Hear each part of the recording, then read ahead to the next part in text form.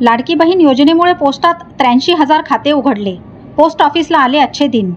मुख्यमंत्री लाडकी बहीण योजनेत जालना जिल्ह्यातील पोस्ट ऑफिसमध्ये 83,431 लाडक्या बहिणींनी आपले खाते उघडले असून त्यामुळे घरघर लागलेल्या पोस्ट ऑफिसमध्ये बहिणींची गर्दी वाढल्यामुळे लाखो रुपयांचे व्यवहार दर महिन्याला होणार असल्यामुळे पोस्ट ऑफिसला पुन्हा चांगले दिवस आल्याचे दिसत आहे। महाराष्ट्र राज्याचे मुख्यमंत्री एकनाथ शिंदे यांनी लाडकी बहीण योजना सुरू केल्यापासून पोस्ट ऑफिसला चांगले दिवस आले असून लाडक्या बहिणींनी रेकॉर्ड ब्रेक करत जालना जिल्ह्यात 83,431 खाते उघडून पोस्ट ऑफिसला चांगले दिवस आणल्याचे दिसत आहे।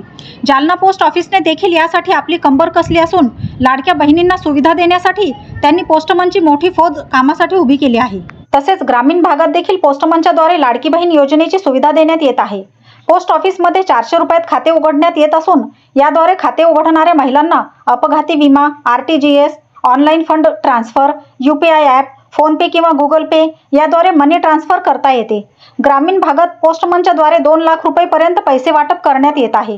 जून, जुलै, ऑगस्ट या 3 महिन्यांमध्ये लाडकी बहीण योजनेतील महिलांचे 83,431 खाते उघडण्यात आले असल्याची माहिती शाखा प्रबंधक राहुल बोरकर यांनी दिली। पैसे काढण्यासाठी अडचण येऊ नये म्हणून जालना पोस्ट ऑफिस कार्यालयात 5 काउंटर उपलब्ध करून देण्यात आले आहेत।